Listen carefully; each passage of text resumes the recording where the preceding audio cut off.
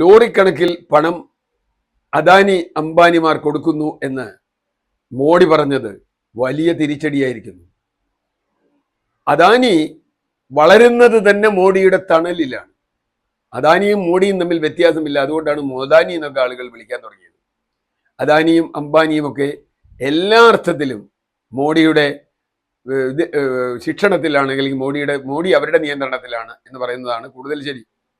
എല്ലാ ആനുകൂല്യങ്ങളും കിട്ടുന്നു. ഏറ്റവും ഒടുവിൽ കൽക്കരി ഖനികൾ കൊടുക്കുമ്പോൾ അല്ലെങ്കിൽ മറ്റ് ഡിഫൻസ് ഡീലുകൾ കൊടുക്കുമ്പോൾ ഇതൊക്കെ അദാനിക്കും അംബാനിക്കും വേണ്ടിയാണ് എന്ന് വരുന്നത്.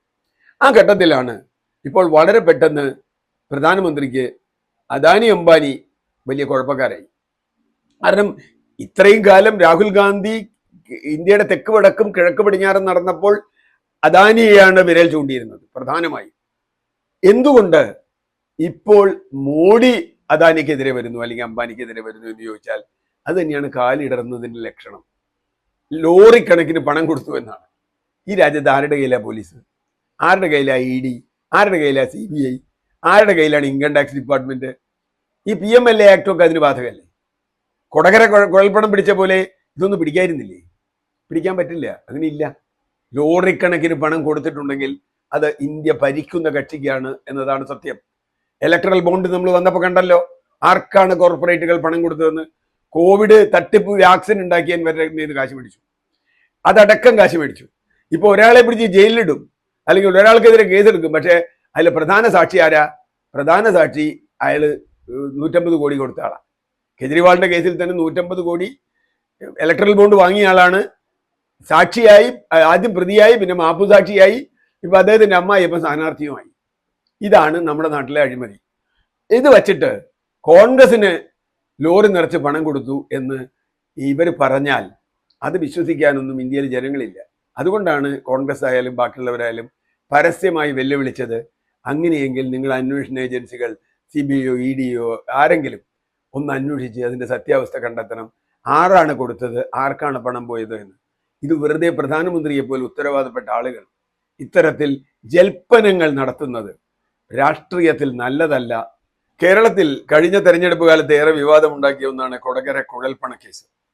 BJPക്ക് നൽകുന്നതിന് വേണ്ടി BJPയുടെ ഒരു ഏജന്റ് എന്ന രൂപത്തിൽ കർണാടകത്തിൽ നിന്നോ മറ്റോ കേരളത്തിന് പുറത്തു നിന്നോ വലിയ തോതിൽ കുഴൽപ്പണം 60 ലക്ഷത്തിലധികം കുഴൽപ്പണം കൊണ്ടുവരികയും ആ കുഴൽപ്പണം പിടിക്കുകയും ഒക്കെ ചെയ്തു. പക്ഷെ കേസ് മുങ്ങിപ്പോയ പോലെയാണ് തോന്നിയത്. കേരള പോലീസ് പോലും വേണ്ടത്ര ശ്രദ്ധയോടെ ചെയ്തില്ല. അത് EDക്ക് കൈമാറി. EDക്ക് കൈമാറുമ്പോൾ ഉണ്ടാകുന്ന സംഭവം, ED ആരുടെ കയ്യിലാണ്? മോഡിയുടെ ഇലക്ഷൻ ഡിപ്പാർട്ട്മെന്റാണ് ED എന്ന് ഒരിക്കൽ കൂടി തെളിയിക്കുകയാണ്. 60 ലക്ഷത്തിന്റെ പണം പിടികൂടിയിട്ട് അത് കള്ളപ്പണമാണെന്നോ PMLA ഉണ്ടെന്നോ ഒന്നും ED കാണുന്നില്ല. കെജ്രിവാളിന്റെ ഒക്കെ കേസിൽ ഒരു പൈസ പോലും കിട്ടിയിട്ടില്ല, ഒരു പൈസ പോലും കൈമാറ്റം ചെയ്തതായിട്ട് തെളിയിക്കപ്പെട്ടിട്ടില്ല. പക്ഷെ 60 ലക്ഷം പിടിച്ച കേസിൽ ED പറയുന്നത് അത് മോഷണ കേസാണ്. ആരാ മോഷണത്തിന് പരാതി കൊടുത്തേ? ഞങ്ങളുടെ പൈസ പോയിന്ന് ആരെങ്കിലും പരാതി കൊടുത്തു? കെ സുരേന്ദ്രൻ പരാതി കൊടുത്തു എന്റെ പൈസ പോയിന്ന്? ഇല്ലല്ലോ. കെ സുരേന്ദ്രന്റെ മകൻ ഇതിനുമായി ബന്ധമുണ്ടോ എന്ന് പറയുന്നു, നമുക്കറിയില്ല. അപ്പൊ തീർച്ചയായിട്ടും ED ഇപ്പൊ പറയുന്നത് വിചിത്രമായ വാദമാണ്. EDക്ക് എങ്ങനെയാ കെ സുരേന്ദ്രനും BJPക്കെതിരെ നടപടി എടുക്കാൻ പറ്റുക? ED എടുക്കില്ല. അതാണ് നമ്മുടെ നാട്ടിൽ ഭരണകക്ഷികൾക്ക് അനുകൂലമായി പോലീസ് നിൽക്കും എന്ന ആ പൊതു അഭിപ്രായം. പ്രത്യേകിച്ചും ED ഈ രാജ്യം മുഴുവൻ ഇളക്കി മറിച്ച് എല്ലാവർക്കും എതിരെ, പ്രതിപക്ഷങ്ങൾക്കെതിരെ തെളിവ് അന്വേഷിക്കുമ്പോൾ EDയുടെ കയ്യിൽ കിട്ടിയ 60 ലക്ഷത്തിന്റെ കേസ് ED തള്ളിപ്പോയി. ആം ആദ്മി പാർട്ടിയാണ് അതിൽ കേസ് കൊടുത്തിട്ടുള്ളത്.